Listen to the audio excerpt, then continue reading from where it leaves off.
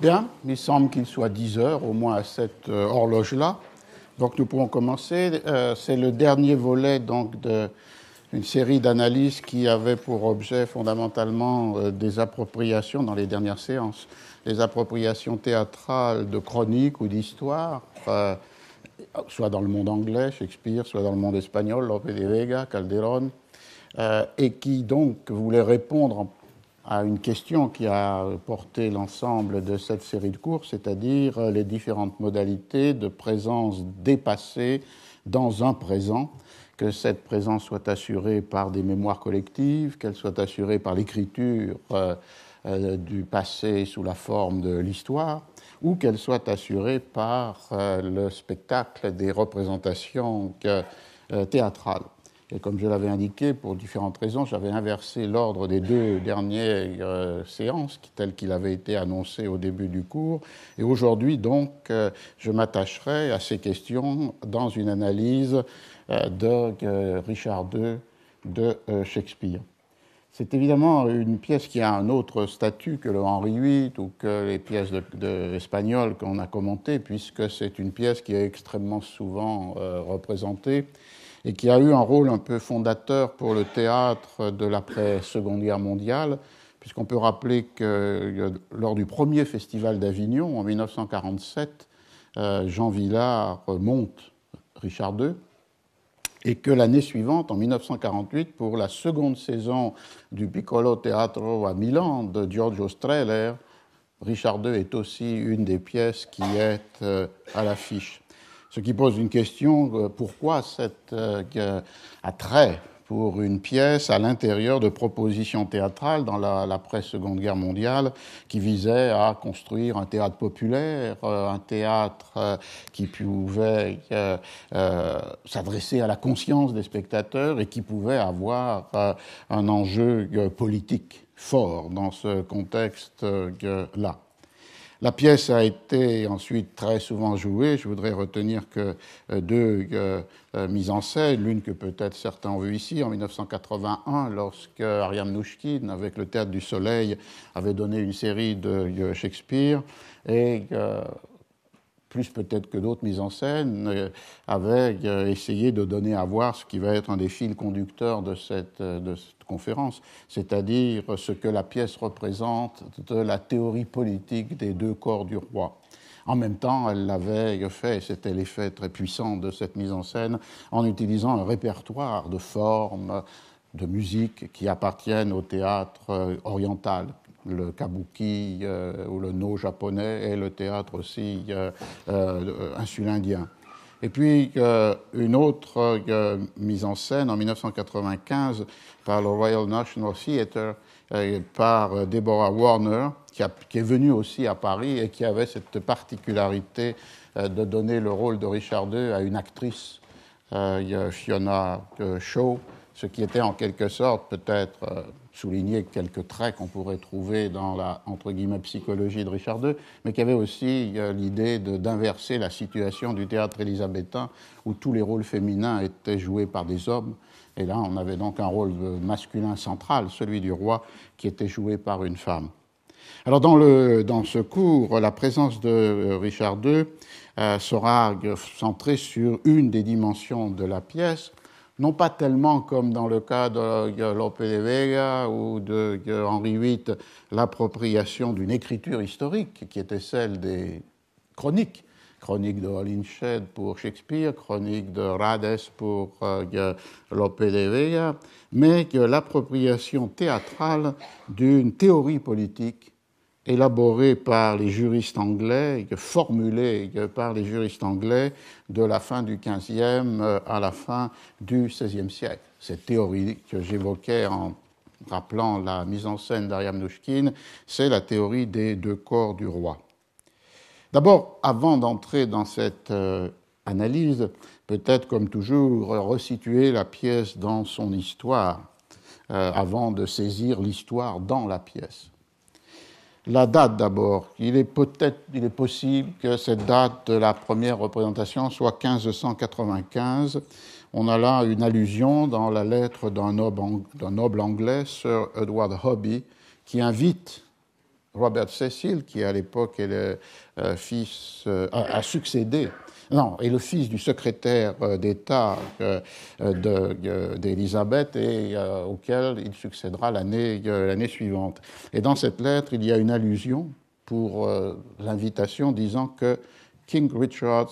shall present himself to your view. Le roi Richard se présentera lui-même à votre regard, ce qui est l'allusion peut-être à une pièce et peut-être à la pièce de Shakespeare. En tous les cas, la première édition, le premier quarto, est de 1597, donc on est là dans une période chronologique 1595-1597 pour le Richard II. Pour Shakespeare, cette pièce, Richard II, ouvre un nouveau programme de pièces historiques qui va se développer avec les deux parties d'Henri IV et puis Henri V. Donc, un retour sur les événements fondateurs, dans ce cas-là, l'usurpation par Bolingbroke de la couronne de Richard II, événement fondateur de ce qui a été raconté, narré, mis en scène par Shakespeare dans les premières pièces historiques qui, elles, sont vouées à des règnes qui ont succédé à celui de Richard II et d'Henri IV et d'Henri V, puisque les premières pièces historiques de Shakespeare, la première tétralogie, sans doute écrite entre 1588 et 1593, porte sur les règnes d'Henri VI, les trois parties d'Henri VI, j'en avais évoqué brièvement une, la seconde avec la révolte de Jack Cade, porte sur le règne d'Édouard IV, même si aucune pièce n'a pour titre le nom de ce roi, et finalement s'achève avec la pièce Richard III, donc mène l'histoire d'Angleterre jusqu'en 1485, le moment où le premier roi Tudor, Henri VII, prend le pouvoir et met en fin à des décennies de guerre civile entre la famille de Lancastre et la famille d'York, réunissant les deux roses, la rose rouge de la famille de Lancastre et la rose blanche de la famille de York. Et avec le Richard II faisant un grand saut en arrière, puisque la pièce se porte sur le règne qui est entre 1367 et 1399, qui est le moment de l'abdication ou la déposition de Richard II, ce qui est un élément clé pour cette appropriation du passé, savoir si le roi renonce volontairement à la couronne ou si le roi est forcé à abandonner son trône. Il revenait à un événement considéré comme le point de départ fondateur de ces déchirements, de ces guerres internes à l'Angleterre, qui finalement ne se résolvent qu'avec la fondation de la dynastie et du mythe Tudor, avec le roi Henri VII, c'est-à-dire la défaite de Richard III en 1485. Et donc on a là la manière de commencer ce qui est la seconde tétralogie, donc Richard II, les deux Henri IV et Henri V, et de ce qui va aboutir dans le folio de 1623 à une histoire continue des rois d'Angleterre depuis 1367, c'est-à-dire le moment de la prise du pouvoir par Richard II, jusqu'en 1485, c'est-à-dire la défaite finale de Richard III, la fin de la guerre des Deux Roses et la fondation de la dynastie Tudor. Donc 6 règnes sont pris en charge par cette histoire écrite en forme dramatique. Ce qui est à dire aussi, c'est qu'au moment où le Richard II de Shakespeare est composé et représenté, c'est-à-dire peut-être en 1595, en tous les cas avant 1597, la figure de Richard II, le règne de Richard II est tout à fait focalise les attentions. La même année 1595, on a un grand poème épique de Samuel Daniel qui a pour titre The First Four Books of the Civil Wars, Between the Two Houses of Lancaster and York, les 4 premiers livres de la guerre civile ou des guerres civiles entre les deux maisons de Lancastre et de York. Et la question est de savoir si ce poème a inspiré Shakespeare ou s'il a été inspiré par Shakespeare. Mais en tous les cas, une focalisation de l'attention sur ce règne brisé par l'abdication et ou la déposition du roi, mais qui est considéré comme le point de départ des guerres civiles qui opposent les Lancastre au York. On a aussi un manuscrit à la British Library d'une pièce qui narre les événements du règne de Richard II entre 1383, qui est son mariage avec Anne de Bohême, et 1397, qui est l'assassinat d'un des oncles du roi, Thomas de Woodstock, duc de Gloucester, qui était un des 7 fils du roi Édouard III. Le thème est intéressant, puisque d'une part, donc, dans les fils du règne d'Édouard III, les 7 fils, il y a le prince noir, qui est le père de Richard, mais qui meurt en 1376, et il y a 2 personnages qui apparaissent dans la pièce de Shakespeare, c'est-à-dire Jean de Gand, qui est le père de Bolingbroke, l'usurpateur qui devient Henri IV, et qui meurt en 1399 dans la réalité historique et dans la pièce de Shakespeare, et il y a d'autre part Edmond, le duc d'York. Parmi leurs autres frères, il y avait ce Thomas de Woodstock, le duc de Gloucester, assassiné en 1397, et avec la suspicion que Richard II avait été commandité ou participé à cet assassinat. Le fait intéressant est que cette pièce donc s'arrête avec cet assassinat qui est le point de départ absent de la pièce de Shakespeare, puisque, peut-être vous vous en souvenez, la première scène oppose deux grands d'Angleterre, c'est-à-dire Bolingbroke, qui est le fils de Jean de Gand, et d'autre part un autre noble qui s'appelle Mowbray, qui est le duc de Norfolk, et ce qui est le fondement de leur querelle, qui devrait se terminer par un duel judiciaire, mais finalement interrompu par Richard II, c'est justement des accusations de Bolingbroke contre Mowbray d'avoir participé à l'assassinat de Thomas de Woodstock et implicitement, et ça deviendra explicite plus loin dans la pièce, d'une accusation de la complicité du roi, ou même de l'initiative du roi, dans cet assassinat de son oncle. C'est donc l'idée d'une pièce qui aurait pu être une première partie d'une seconde partie, puisque la date de 1397, l'assassinat de Thomas de Woodstock, est la fin de la pièce dont on ne possède qu'un manuscrit, et est le début, absent mais immédiatement référé, de la pièce de Shakespeare. Et donc, cette pièce, c'est une pièce curieuse, puisque c'est un de ces cas de manuscrit où il n'y a pas de titre, ce qui fait que lorsque la pièce a été publiée, les éditeurs modernes doivent prendre une responsabilité. Certains l'ont appelé The First Part of the Reign of Richard II, comme si finalement c'était une première partie dont la seconde partie serait la pièce de Shakespeare.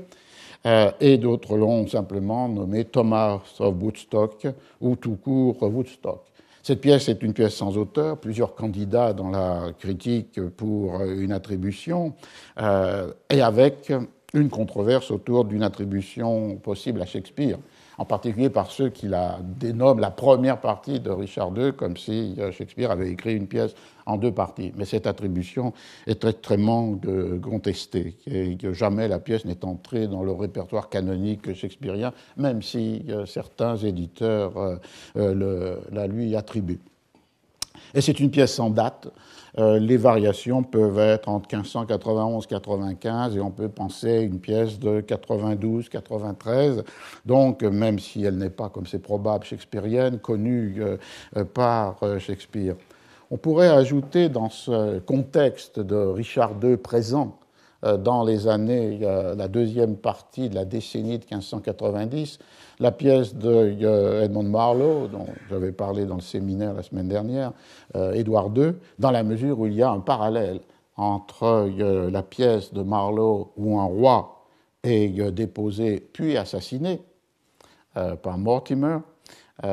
qui voudrait usurper la couronne, mais c'est une usurpation qui ne réussit pas, puisque la succession héréditaire est maintenue avec le passage de la couronne d'Édouard II à Édouard III. Mais c'est une histoire d'un roi déposé et assassiné, comme l'est l'histoire de Richard II, un roi déposé et assassiné. Et dans ce cas-là, avec, on y reviendra bien sûr au cœur de cet exposé, le transfert de la couronne de Richard à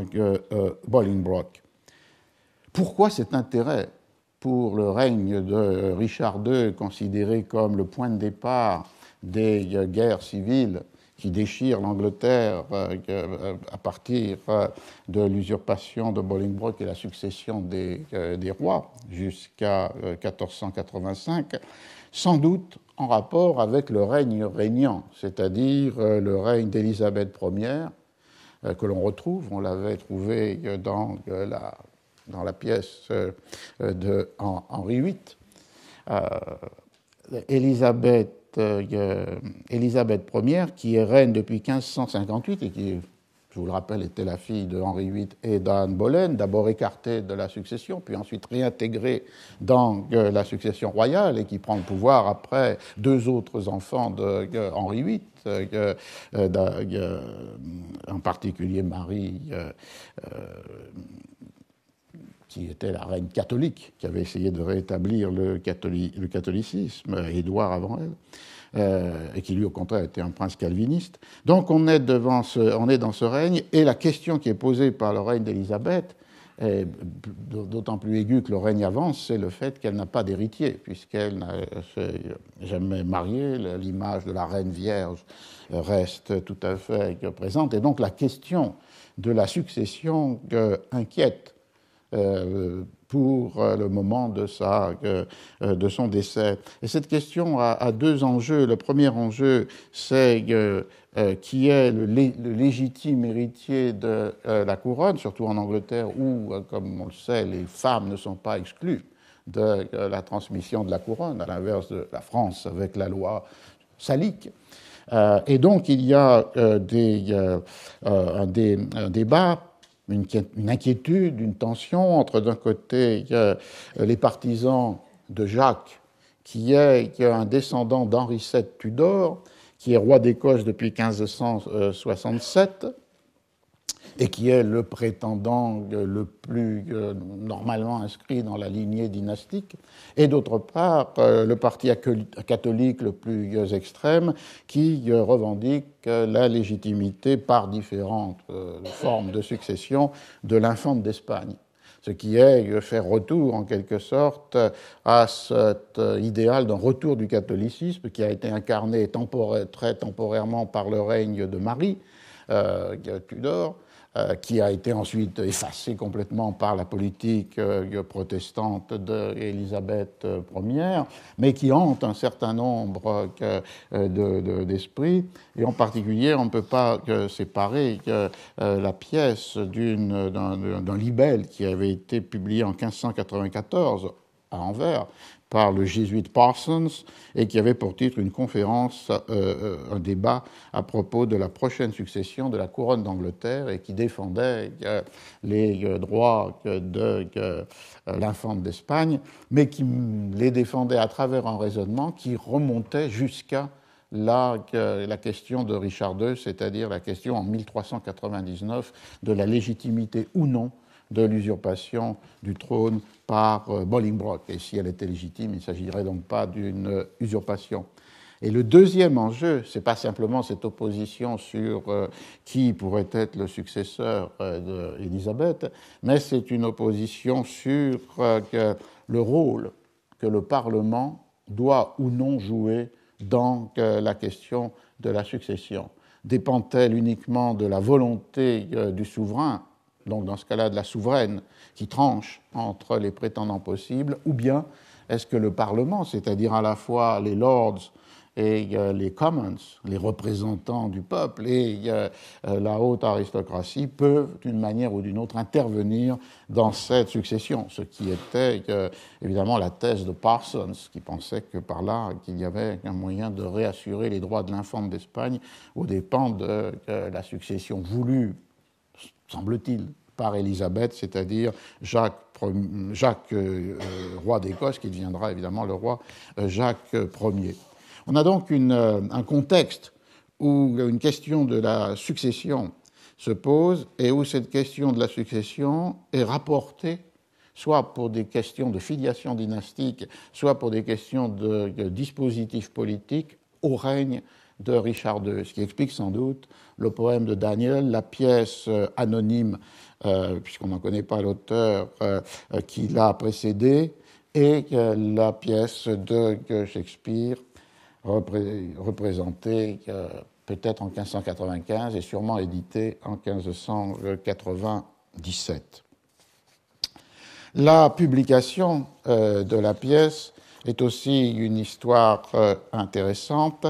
dans la mesure où elle pose la question du genre de la pièce et elle pose aussi la question du succès de la pièce. La première édition est un quarto, le premier quarto, qui a été enregistré à la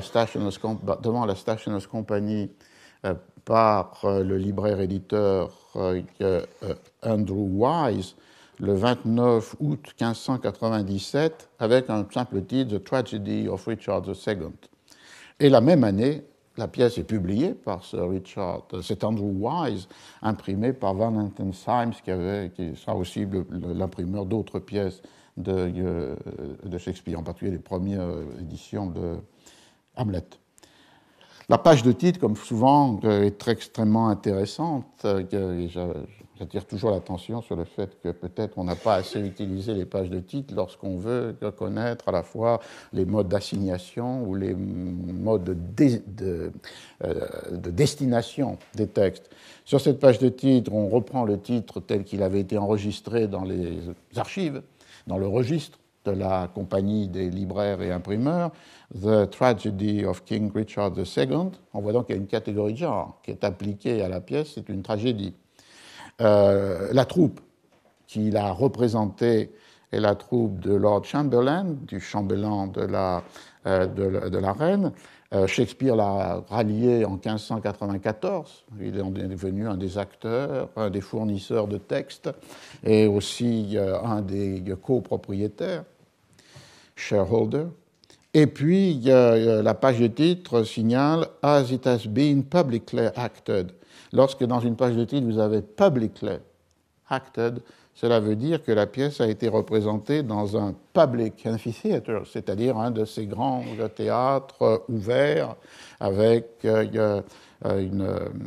les acteurs en face sur une scène de la majorité des spectateurs qui sont debout et qui assistent au spectacle debout, comme dans ce que sera le Globe, ce qu'on appelle les groundlings, parce qu'ils sont les pieds sur le ground, sur le sol. Et cette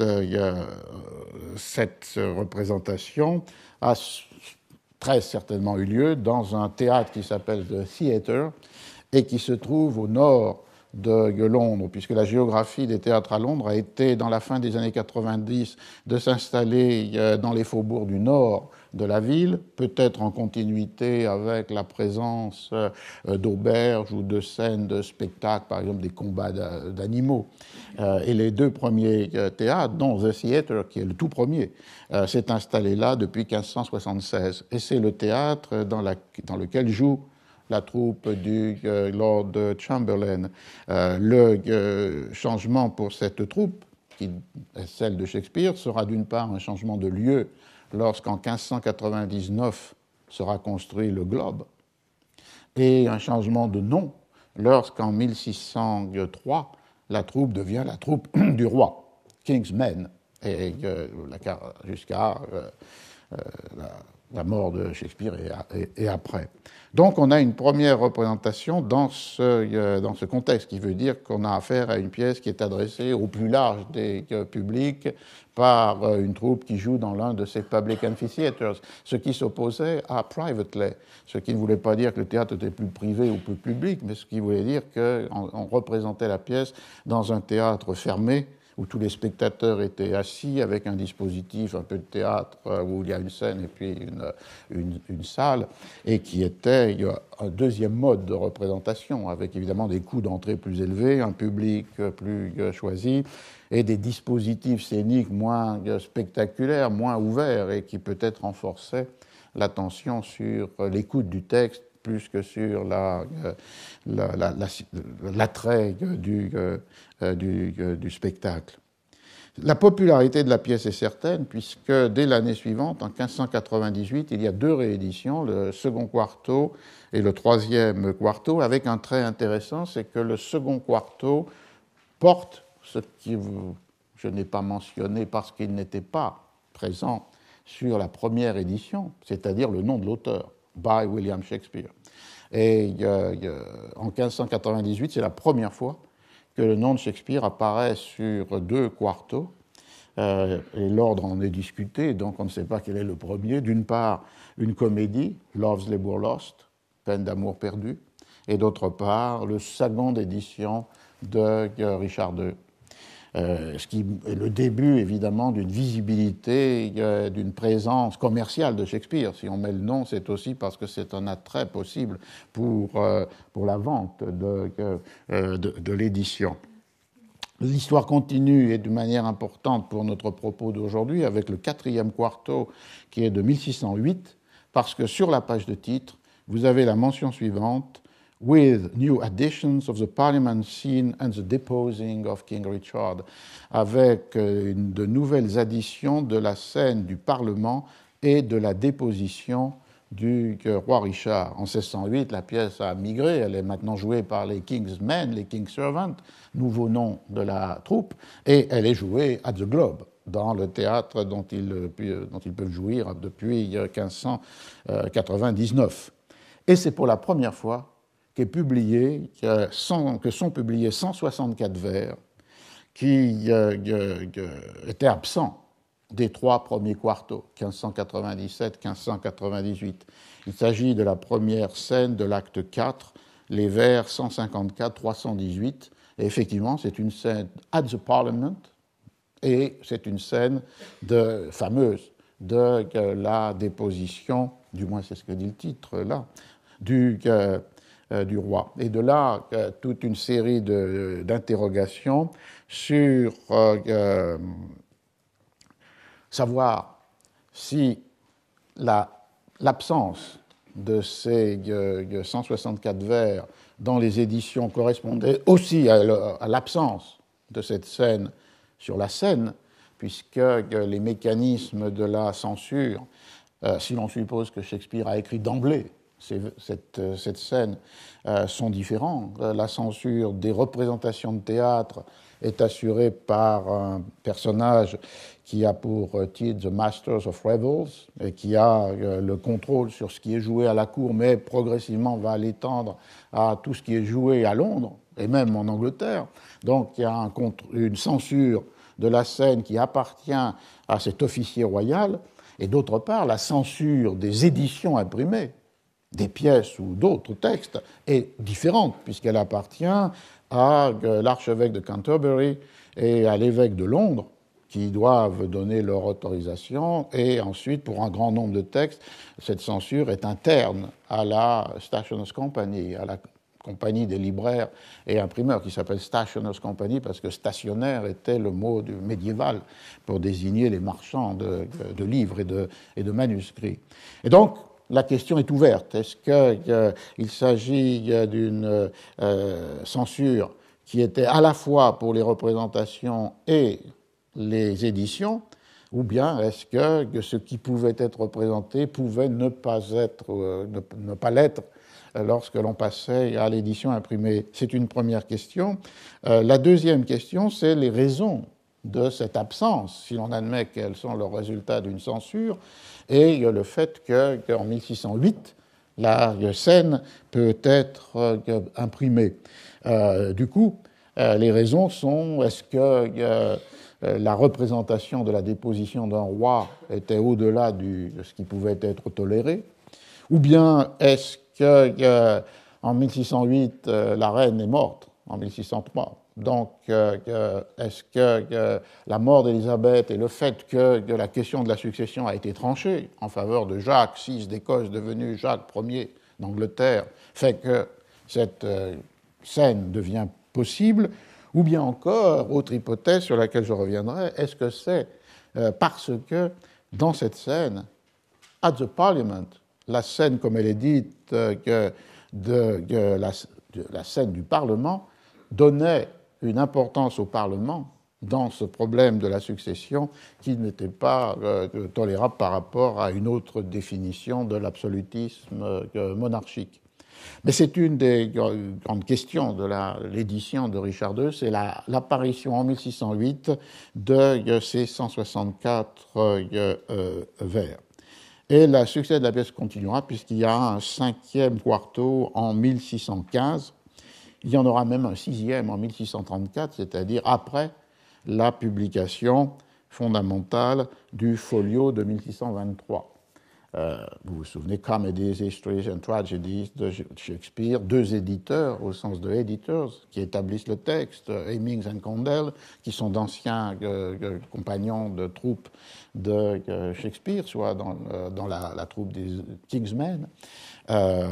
Et dans ce folio,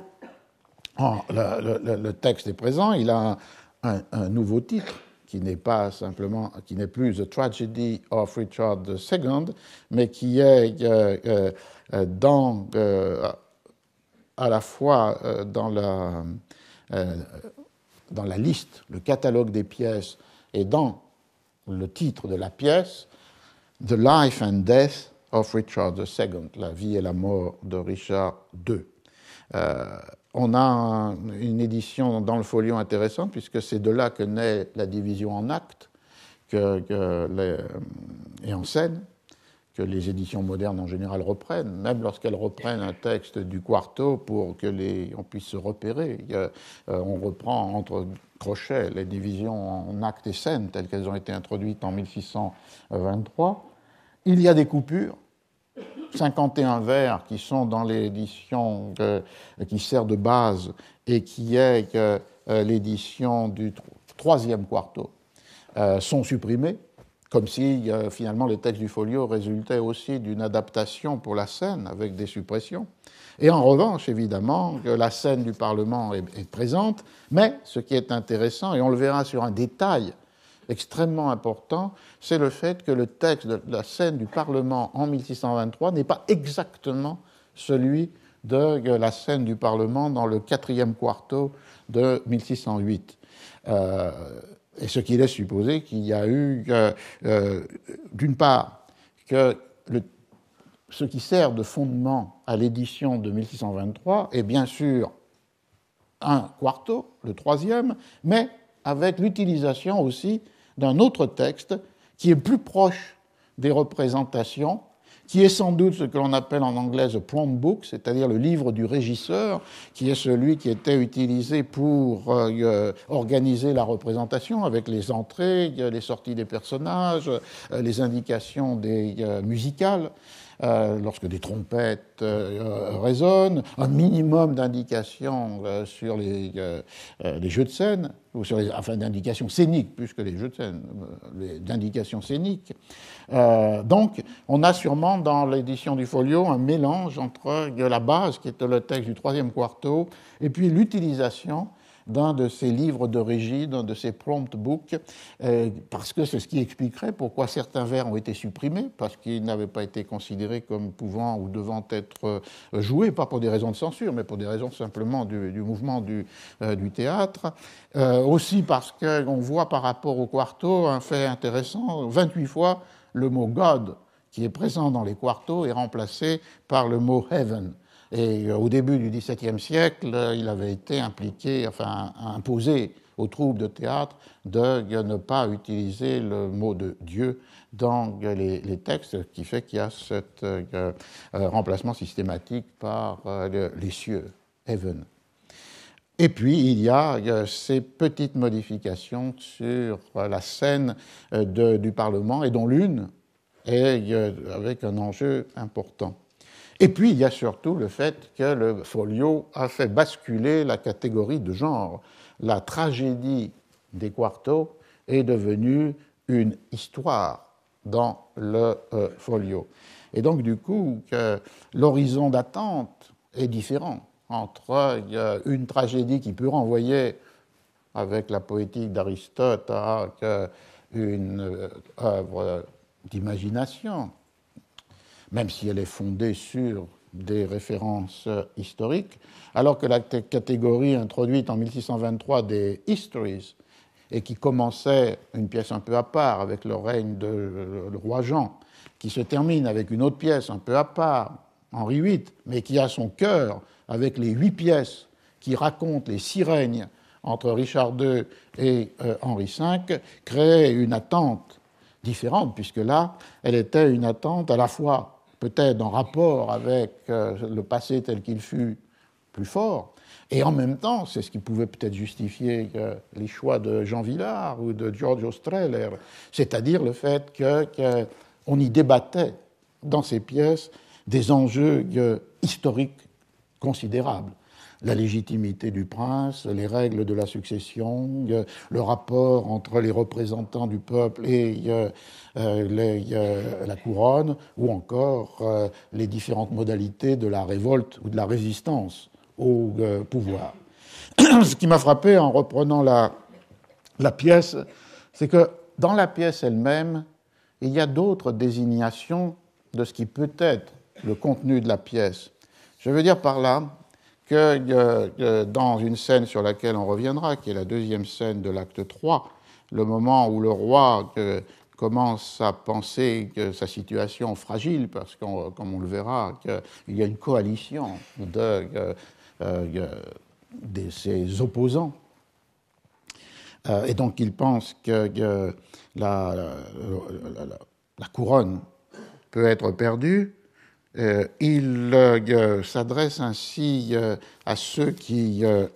l'accompagnent. Pour l'amour de Dieu, asseyons-nous sur la terre et racontons la triste histoire de la mort des rois. Certains déposés, d'autres tués à la guerre, d'autres hantés par les spectres de ceux qu'ils avaient déposés, d'autres empoisonnés par leurs femmes, d'autres tués dans le sommeil, tous assassinés. Et là, le mot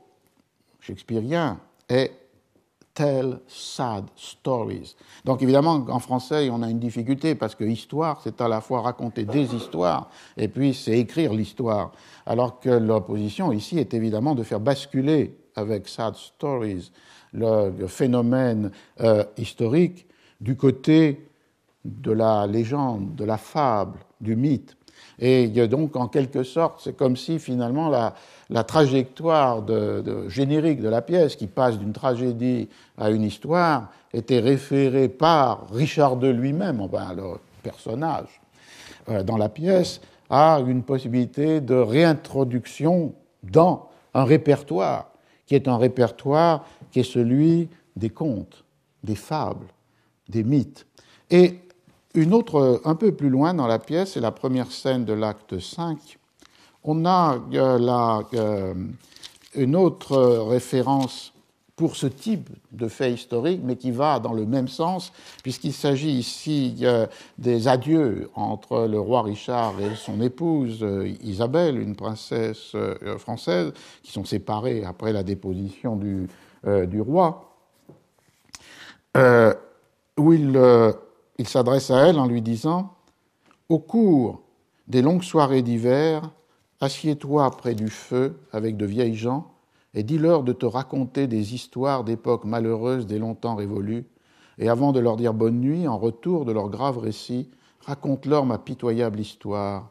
Et envoie tes auditeurs se coucher en pleurant, car même les tisons insensibles, communiant avec les tristes accents de ta langue déchirante, noieront le feu de leurs larmes de compassion, certains prenant le deuil en gris cendre, d'autres en noir charbon, pour pleurer la déposition d'un roi légitime. Et là, vous voyez qu'ici, l'histoire de Richard II, racontée par la reine, en échange des histoires que d'autres lui racontent, avec cette sorte d'image tout à fait forte du récit d'histoire à la veillée, auprès du feu. Et c'est ce qui permet la très belle métaphore à la fin, c'est-à-dire le fait que les tisons eux-mêmes vont être pris de compassion par rapport à cette histoire. Elle est donc référée par Tales, qui est les vieilles gens vont te raconter des histoires, let them tell the tales. Et en même temps, lorsque Richard fait allusion à sa propre histoire, c'est le même mot qu'il reprend en disant tell thou the lamentable tale of me. Et on voit que 2 fois histoire dans la traduction, et évidemment renvoie à 2 fois tale.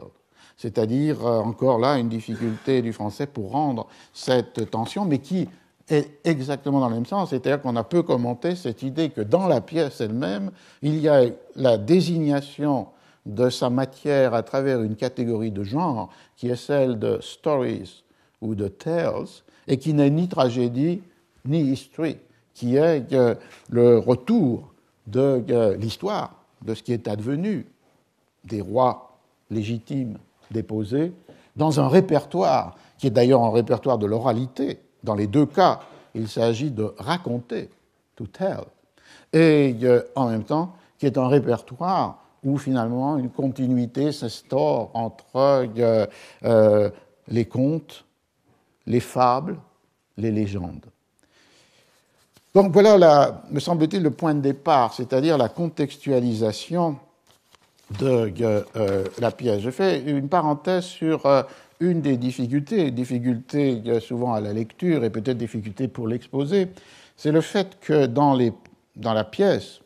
les personnages ont plusieurs noms. Et j'ai hésité quelquefois déjà. Bolingbroke a pour nom Bolingbroke, c'est le nom qui lui est donné par le lieu de naissance, c'est le château où il est né, le fils de Jean de Gand. Il est très souvent appelé Hereford, qui est le nom d'une de ses propriétés singulières, personnelles. Et en fait, il est aussi Henri de Lancastre, qui est le nom de la filiation, qui est le nom du patrimoine, qui est le nom de la lignée. Et ce qui fait que dans l'Angleterre des XVIe, XVIIe siècles, tous les grands ont 2 ou 3 noms. Et ces noms peuvent être utilisés dans des contextes différents pour désigner des composantes différentes de la personne, c'est-à-dire soit visant l'individu singulier avec un nom qui est souvent le nom qui lui vient de son lieu de naissance, par exemple le roi Richard est Richard de Bordeaux, puisque fils du prince noir, il est né à Bordeaux, ou Henry Bolingbroke, c'est le nom de son lieu de naissance. Donc il y a ce premier nom, et ensuite il y a, ou bien non, le père de Bolingbroke, c'est Jean de Gand, parce qu'il est né à Gand. Et puis opposé à cela, il y a un nom qui n'est plus un nom individuel, qui n'est pas un nom singulier, mais qui est le nom d'une lignée appuyée sur ce qui est son fondement territorial le plus essentiel. Et Jean de Gand est Jean de Lancastre. Et il y a Bolingbroke, qui est aussi Hereford, devient Henri de Lancastre avant de devenir Henri IV. Il y a donc cette première raison qui rend complexe, puisque les personnages portent plusieurs noms, et que dans la réalité sociale, mais évidemment aussi dans la représentation théâtrale, de choisir l'un ou l'autre nom pour se désigner soi-même ou pour être désigné par les autres, évidemment, porte sens, puisque est-ce qu'on désigne une sorte de lignée qui incorpore les individus, ou est-ce qu'on désigne un individu singulier dans sa propre et profonde individualité? Une autre raison qui explique cette mobilité des noms dans les pièces, et en particulier dans les éditions imprimées des pièces, c'est le fait que, en particulier dans les indications de qui parle, on peut noter une très grande instabilité. Parfois, elle a été que les éditions modernes en général suppriment, puisque Richard est Richard, ou Bolingbroke est Bolingbroke. Mais en fait, dans les éditions anciennes, Quarto ou Folio, le même personnage, dans l'indication de speech tags, de l'indication de qui parle, peut avoir une grande variation dans son nom. Pour certains, lié à une sorte d'arbitraire ou d'incompréhension de la part de ceux qui ont établi le texte, peut-être l'auteur d'abord, puis ensuite ceux qui ont établi le manuscrit qui va servir ensuite aux ouvriers typographes, aux compositeurs. Et donc, à travers ce processus, une instabilité, une confusion peut naître. Un exemple de cela serait le fait que dans certaines pièces shakespeariennes, parfois, le nom d'un personnage est le nom d'un acteur. C'est-à-dire le fait qu'ici, l'édition a été imprimée à partir d'un prompt book dans lequel on indiquait le nom de l'acteur qui intervenait et non pas le nom du personnage. Et l'édition imprimée a repris c'est le cas dans Henri VI, par exemple, a repris cette désignation. Mais d'autres fois,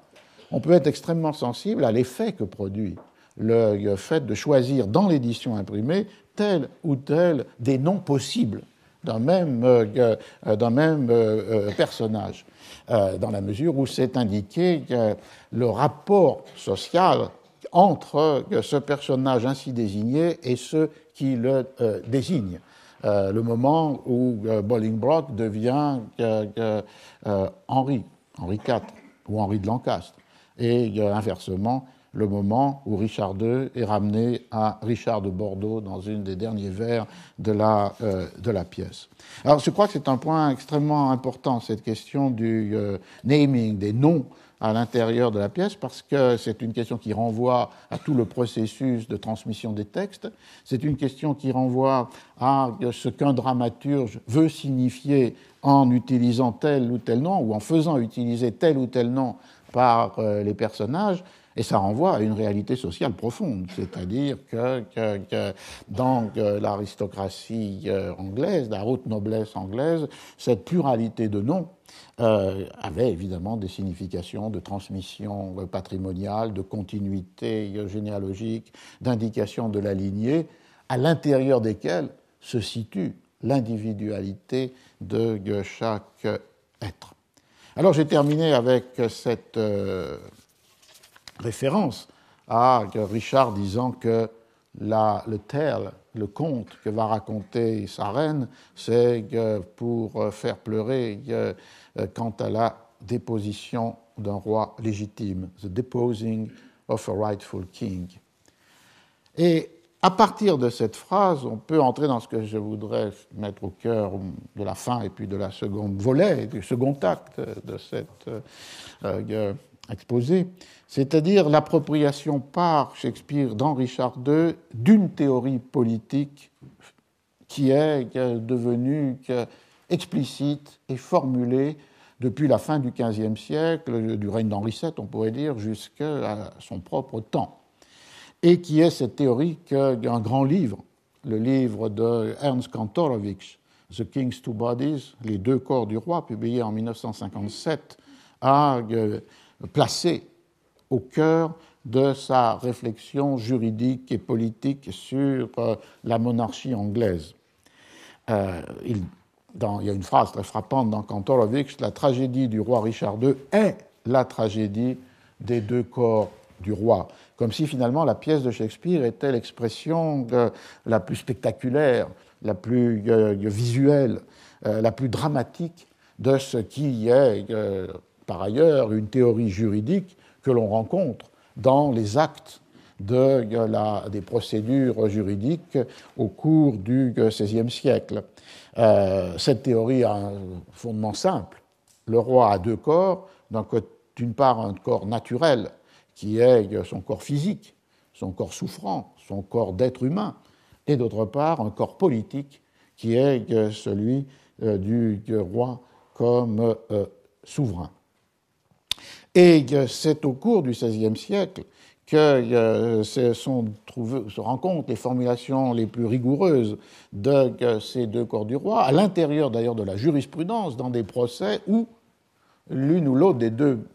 personnes du roi est en cause. Et Kantorowicz avait suivi cette élaboration théorique des deux corps du roi à travers une collection de reports, c'est-à-dire de comptes rendus de procès qui, durant le règne d'Élisabeth, a été constitué par un juriste, Edmund Plowden. Je prends un exemple, mais qui me paraît plus spectaculaire, pour montrer comment est articulée cette théorie des deux corps du roi dans le cas d'un procès où il s'agit ici du juge Southcott, mais peu importe. Je traduis, il y a une traduction évidemment des deux corps du roi de Kantorowicz chez Gallimard, mais je ne l'ai pas retrouvé, donc je vais traduire pour montrer l'articulation du raisonnement. Le roi a deux capacités car il a deux corps, two bodies. L'un est un corps naturel qui consiste des membres naturels comme chaque homme a. Et dans cette-là, il est sujet aux passions et à la mort, comme le sont les autres hommes. Le second corps est un corps politique, et les membres de celui-ci sont ses sujets. Lui et ses sujets, ensemble, composent ce corps, corporation, et il est incorporé avec eux, et eux sont incorporés avec lui. Et il en est la tête, et eux sont les membres. Et il a l'unique gouvernement sur eux, the sole government of them. Et ce corps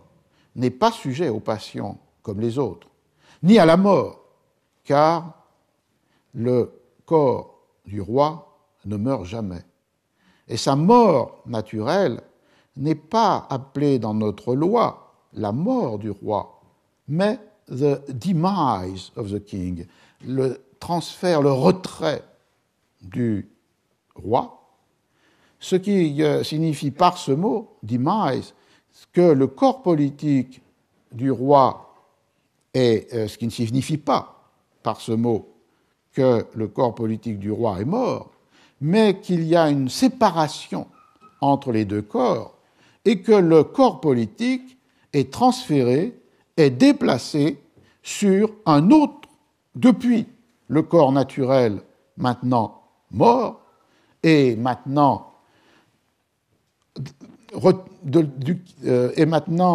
retiré de la dignité royale sur un autre corps naturel. Cela donc signifie un déplacement, un détachement du corps politique du roi depuis un corps naturel vers un autre. Vous voyez que la théorie a plusieurs caractéristiques. D'abord, l'idée qu'il y a l'incorporation des deux corps, le corps naturel, le corps politique, dans la même personne, avec l'ouverture d'une discussion sur la supériorité de l'un sur l'autre, c'est-à-dire la supériorité du corps le plus englobant, le plus incorporant, qui est le corps politique, et qui incorpore le corps naturel du roi, ainsi que les corps naturels de ses sujets. Et on a donc une indivisibilité qui n'est mise en question que par la mort, lorsque, en quelque sorte, le corps naturel se retire, et de là ce mot complexe de demise, se retire du corps politique, et qu'un autre corps naturel vient habiter ce corps politique. Et donc, l'indivisibilité des deux corps du roi, au moment de la mort du corps naturel d'un roi, est suspendue, puisqu'il y a un mouvement, en quelque sorte, de substitution. Un corps naturel s'est détaché de la dignité, et la dignité a incorporé un autre corps naturel, c'est-à-dire celui du roi qui succède. Et ce moment, évidemment, c'est le moment où bien de la transmission dynastique par la mort d'un roi et immédiatement un autre roi habite le corps politique. C'est pourquoi il y a cette idée que le roi ne meurt jamais. Et d'autre part, l'autre situation, c'est évidemment la situation de Richard II, le moment où la séparation entre un corps naturel et le corps politique peut être le résultat d'une abdication volontaire ou bien d'une déposition.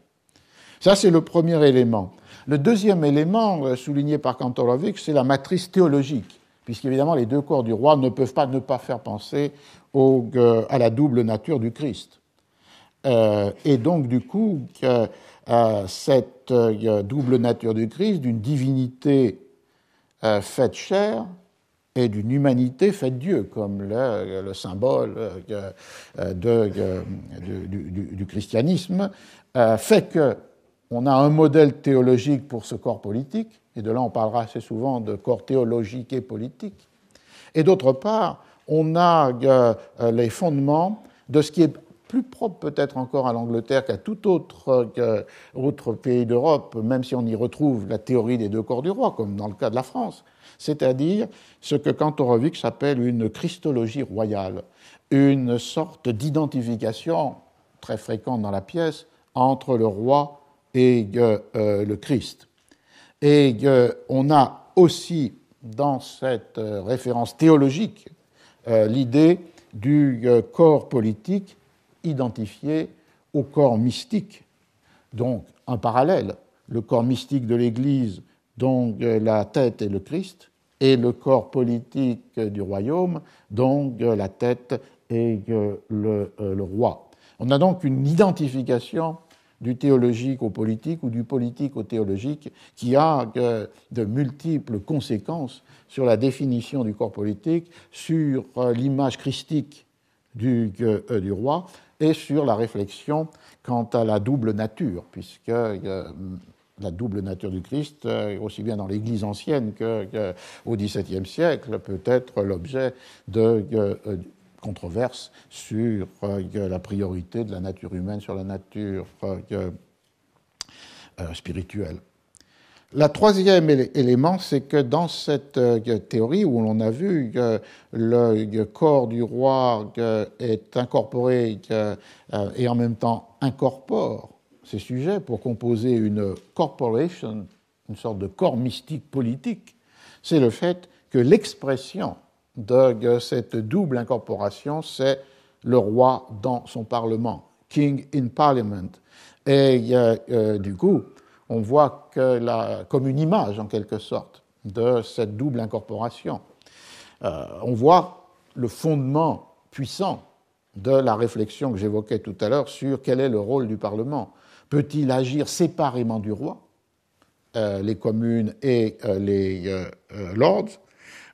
et en plus, est-ce que chaque partie peut agir séparément l'une de l'autre, les communes par rapport aux lords? Et c'est une question qui a été fondamentale, au moins dans les récits des chroniqueurs et dans la pièce de Shakespeare, pour les conditions de légitimité de la déposition ou de l'abdication de Richard II. Le quatrième trait, c'est le fait évidemment que cette formulation prend une articulation explicite avec les juristes du XVIe siècle, lorsqu'elle est mobilisée pour trancher des cas.